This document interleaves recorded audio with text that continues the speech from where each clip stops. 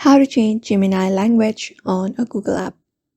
Hey everybody, welcome back to our channel. In today's video, we are going to learn how we can change Gemini language on a Google app. So let's just dive right into the video and find out how to. So if you want to change Gemini language on a Google app, first thing is opening up the Google app itself. And once you open it up, just open it up and head over to the profile and go to settings.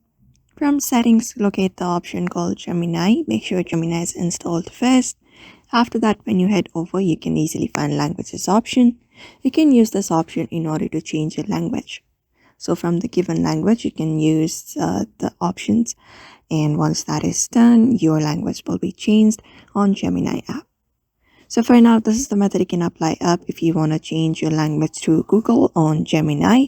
So I hope this video was helpful and thank you for watching.